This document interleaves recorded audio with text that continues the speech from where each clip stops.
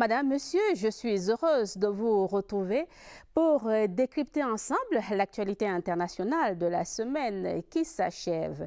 Hier, vendredi 27 avril 2018, était un jour historique pour les Coréens. En effet, les leaders nord- et sud-coréens se sont retrouvés au niveau de la frontière entre les deux États. C'était précisément au niveau de la DMZ, la zone démilitarisée de la péninsule coréenne. Kim Jong-un est ainsi le tout premier chef d'État nord-coréen à fouler le sol de la Corée du Sud depuis la fin de la guerre de Corée, il y a 65 ans.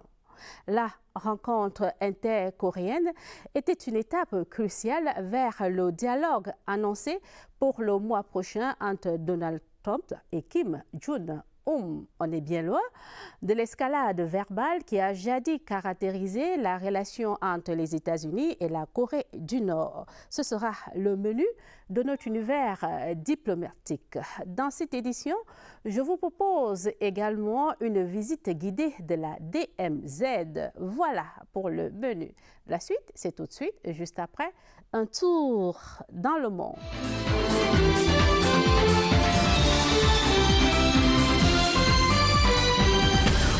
Diplomatie, agenda fort chargé pour le président américain. Donald Trump a reçu en début de semaine son homologue français. Emmanuel Macron était en visite d'État de 3 jours aux États-Unis. Au-delà de la multiplication des gestes d'amitié entre les deux chefs d'État, ils n'ont pas réussi à aplanir les points de divergence. Cette fin de semaine, c'était au tour de la chancelière allemande Angela Merkel d'effectuer une visite de travail à Washington. Le monde qui bouge, c'est une mouture de Philippe, Roger et Sama.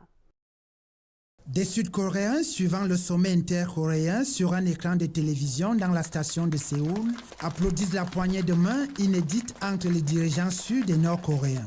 La rencontre historique entre les présidents Moon Jae-in de Corée du Sud et Kim Jong-un de Corée du Nord sur la ligne de démarcation militaire qui sépare les deux pays ce vendredi est, de tout point de vue, le fait diplomatique le plus marquant de la semaine.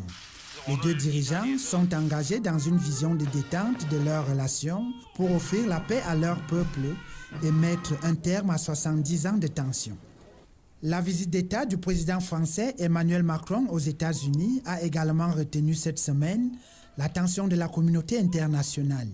Une visite intense en séquence, marquée notamment par plusieurs sorties avec le président Donald Trump, une visite au département d'État, un discours devant le Congrès américain et surtout le désaccord entre les deux leaders sur l'accord nucléaire iranien. Enlisement politique en Arménie. Malgré la démission du Premier ministre, des manifestants ont continué à se rassembler dans les rues d'Erevan, la capitale, pour bloquer la circulation. C'est depuis mercredi que ces nouvelles protestations se sont intensifiées. L'opposant Nicole Pachinian, leur instigateur, réclame des autorités une passation de pouvoir pacifique et des législatives anticipées à la suite de la démission du Premier ministre Serge Sarkisian. Mouvement d'humeur aussi en Espagne, une foule en colère a tenté de forcer la porte du tribunal de Pampelune où 5 Espagnols se surnommant la Meute ont été condamnés à 9 ans de prison pour abus sexuels commis sur une femme. Mais le viol n'a pas été retenu, d'où la protestation. Le jugement du tribunal était particulièrement attendu dans le pays, 7 semaines après une grève générale féministe sans précédent et les énormes manifestations du 8 mars pour les droits de la femme. Dans la bande de Gaza, au Proche-Orient, les funérailles d'Ahmed Abou Hussein, journaliste palestinien de 25 ans, ont eu lieu jeudi à Jabalia. Il aurait été touché par des tirs de soldats israéliens lors des manifestations d'il y a 2 semaines et a succombé à ses blessures mercredi, ont indiqué sa famille et les autorités locales. Il est le 2e journaliste palestinien mort depuis le début, le 30 mars, d'un vaste mouvement de protestation appelé la Marche du Retour. En Guinée-Bissau, nous sommes en Afrique. Les 26 membres du nouveau gouvernement inclusif mis en place sont entrés en fonction. Ils sont investis d'une tâche principale, préparer les législatives du 18 novembre prochain. Ces élections vont intervenir après plus de 2 ans de crise politique. Dans ce gouvernement, le Premier ministre Aristide Gomez garde aussi le portefeuille de l'économie et finances.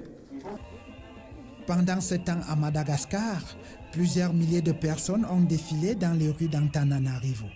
Elles avaient comme destination le tribunal de la ville où des députés de l'opposition ont déposé une plainte contre ceux qui ont donné l'ordre de tirer sur les manifestants lors du rassemblement survenu il y a 8 jours. L'opposition exige en effet le départ du président Rajoelina Rimampianina. Des pourparlers entre le pouvoir et cette opposition ont débuté mercredi sous l'égide de l'Union africaine.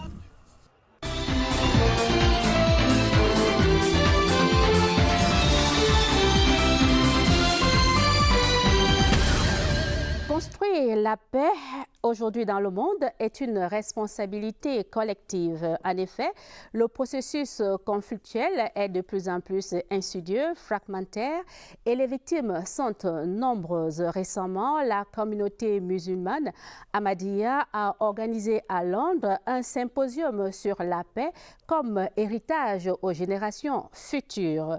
Sur la pertinence du dit thème dans ce monde en proie à une recrudescence de la violence, le regard d'Oumarou Adamou. Assalamu alaikum wa rahmatullahi wa barakatuh. Merci pour l'amitié que vous nous faites en nous invitant dans le cadre de cette prestigieuse émission Un tour dans le monde. Comme vous l'avez si bien mentionné, le 17 mars 2018, la communauté musulmane Ahmadiyya a organisé le 15e symposium sur la paix au Royaume-Uni. Ce symposium s'inscrit dans les objectifs même de la communauté musulmane Ahmadiyya. Une communauté qui a été fondée en 1889, dans plus de 100 ans aujourd'hui, et représentée dans plus de 200 pays. Donc, depuis 15 ans, la communauté musulmane Ahmadiyya organise le symposium sur la paix à Londres. Ce symposium s'inscrit essentiellement dans la promotion de la paix et du vivre ensemble. Donc, nous avons eu plus de 550 participants qui venaient de 32 pays pour assister à cette conférence, pour parler de la paix. La paix, vous pouvez le constater aujourd'hui, il y a la montée de l'extrémisme, la terreur, l'injustice qui sévit dans les différents coins du monde entier. Donc, il s'agissait pour la communauté musulmane Ahmadiyya de revenir sur le véritable message du Coran et des enseignements du saint prophète Mohammed sallallahu alayhi wa sallam. Donc, à travers ce symposium, nous voulons étendre le sens même de la paix. Les autres chantiers qui interpellent la communauté musulmane Ahmadiyya, l'unité, cette unité qui nous est très chère au Cameroun, dans un contexte que nous connaissons tous, avec certaines difficultés dans certaines régions du Cameroun, dont la communauté musulmane Ahmadiyya appelle tous les Camerounais, au-delà du Cameroun, à mettre en avance le vivre ensemble. Il y a 2 semaines, aujourd'hui, nous avons organisé une conférence à Fumban sur le thème « L'unité et l'obéissance ». Nous organisons différents événements pour promouvoir la paix, l'unité et le vivre ensemble. Au début de cette menace de la secte terroriste Boko Haram, la communauté musulmane Ahmadiyya a accompagné l'État du Cameroun par un effort de guerre. Sans le bien-être, on ne peut pas parler de paix. Pour parler de la paix, il faut avoir un certain bien-être. C'est dans ce sens que la communauté musulmane Ahmadiyya intervient dans d'autres secteurs à travers son ONG Humanity First. Humanity First qui a plusieurs programmes, notamment Orphans Care, le service aux orphelins.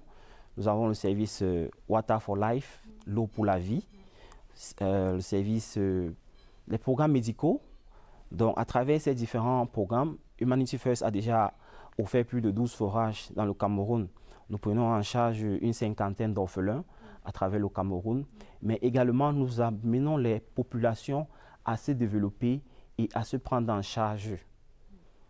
Donc, c'est voilà en quelque sorte les différents chantiers de la communauté musulmane Ahmadiyya à travers son ONG Humanity First également. Il faut le dire ici, nous n'intervenons pas que pour les musulmans. Notre devise est d'ailleurs amour pour tous, haine contre personne.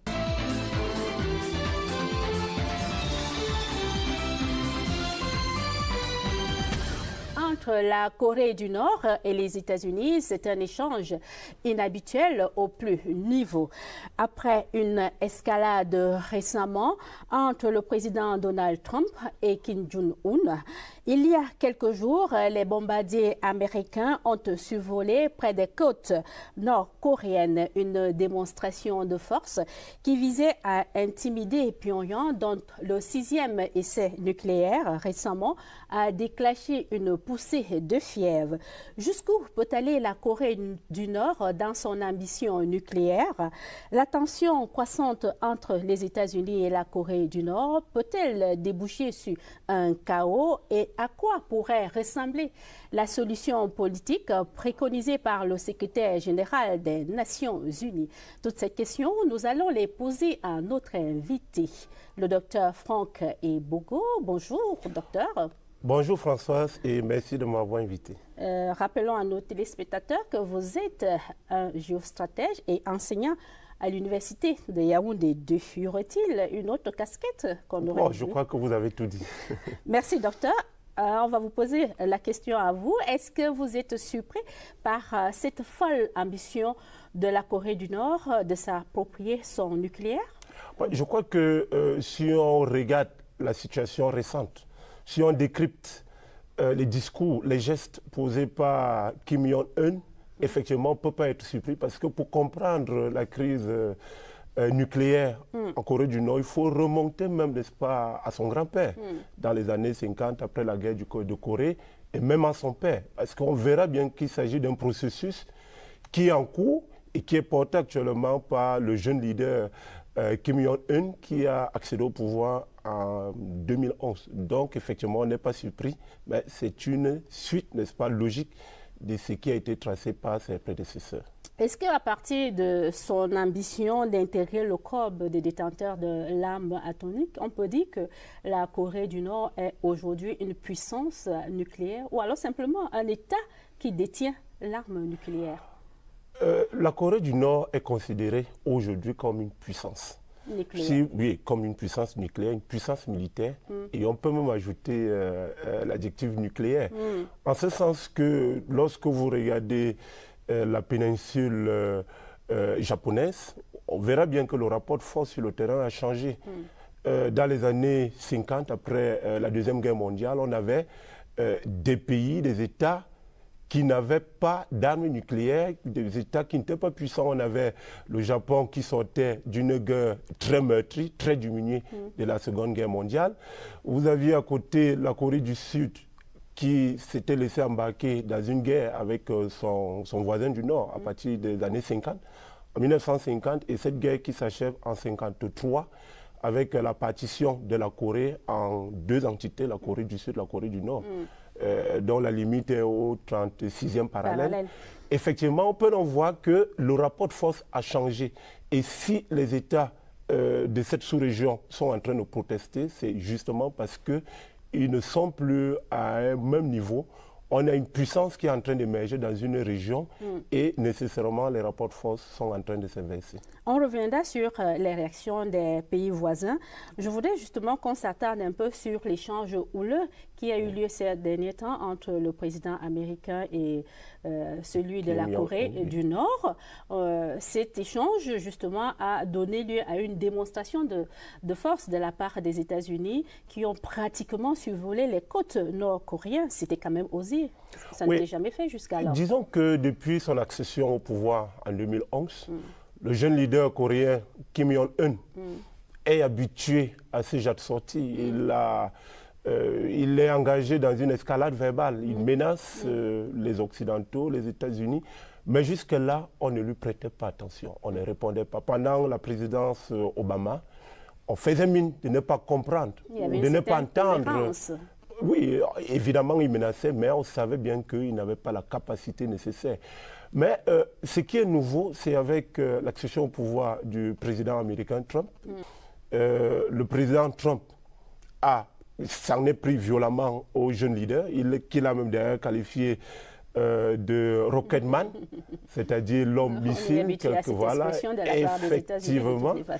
Et il a même menacé de détruire totalement la Corée du Nord, ce qui n'avait jamais été dit avant lui. Justement, je voudrais qu'on s'attarde sur le propos du président américain qui menace de détruire la Corée du Nord.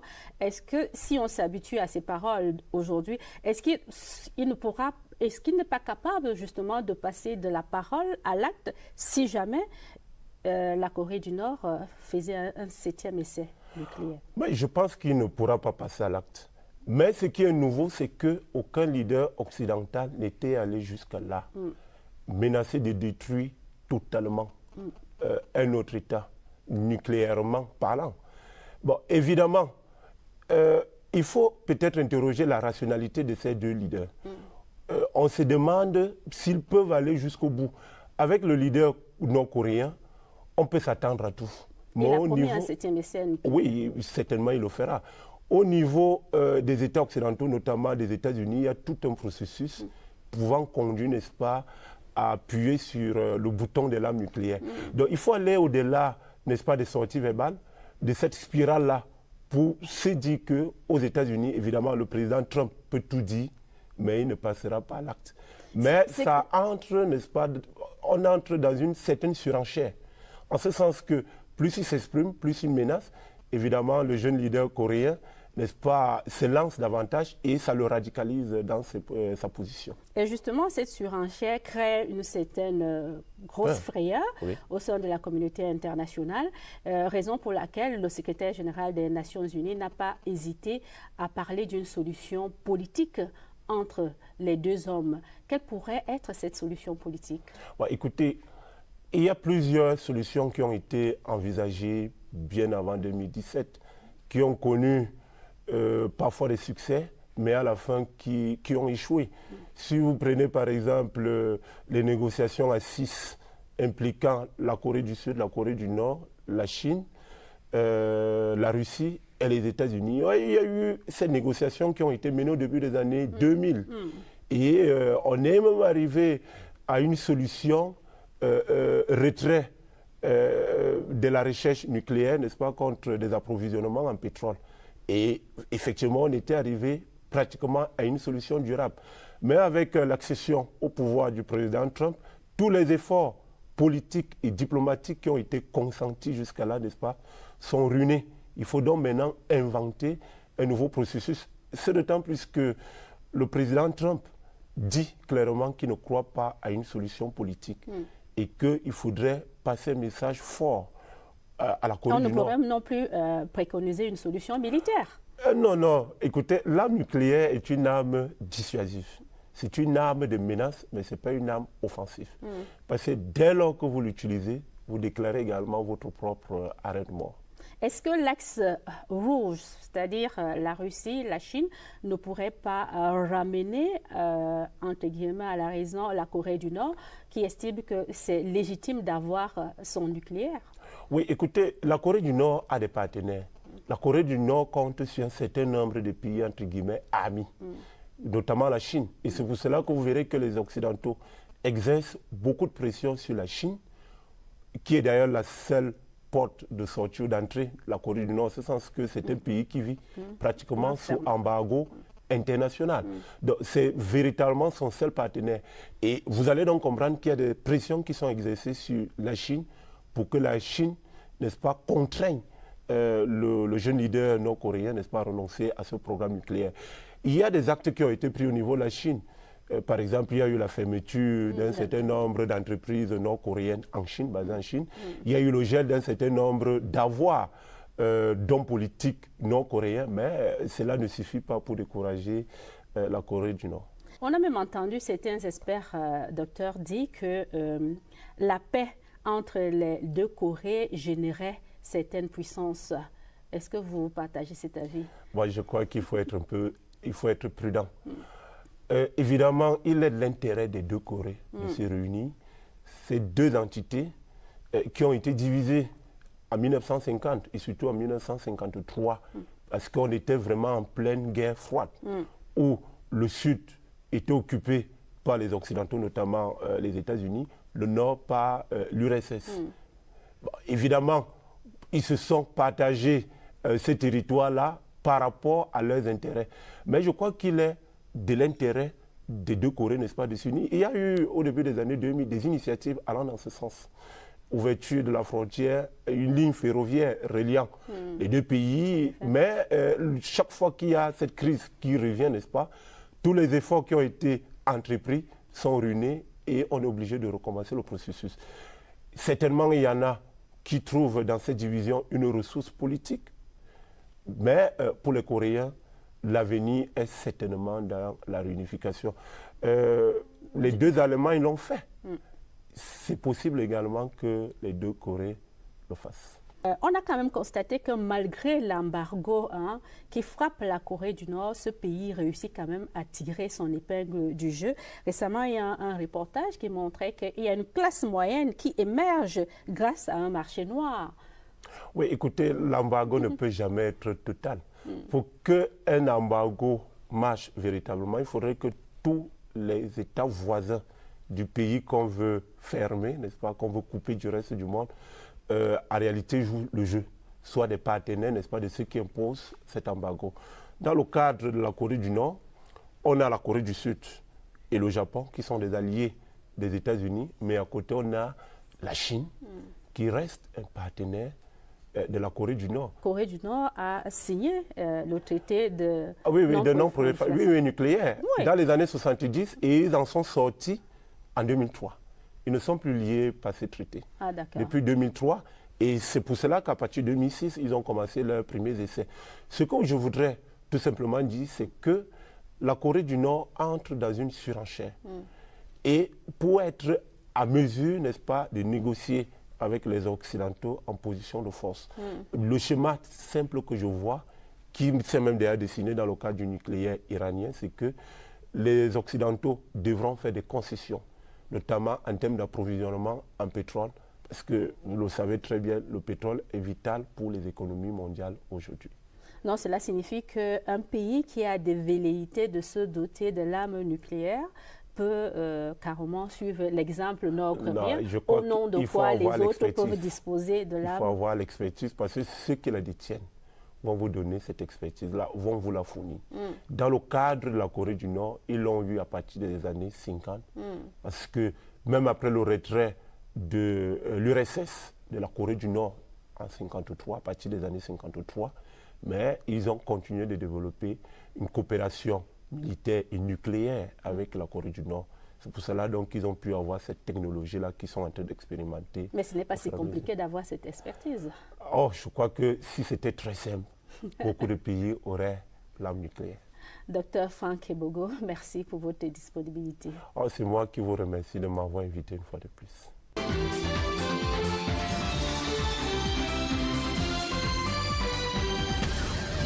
Je vous le disais en début d'émission, les deux hommes forts de la péninsule coréenne se sont retrouvés hier dans la zone démilitarisée. C'était au niveau de la frontière entre les deux Corées.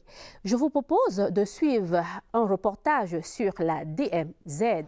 Tout au long des 60 km séparant la capitale de la frontière entre les deux Corées, des fils de fer barbelés et des sacs de sable. Des mesures de sécurité pour éviter l'infiltration des agents nord-coréens. Une heure plus tard et après 3 contrôles musclés, le bus s'immortalise dans le tout premier camp des Nations Unies et un militaire américain nous rejoint. Cette fois, départ pour le camp Boniface. Ici, la visite commence par la projection d'une vidéo sur la guerre de Corée et la DMZ.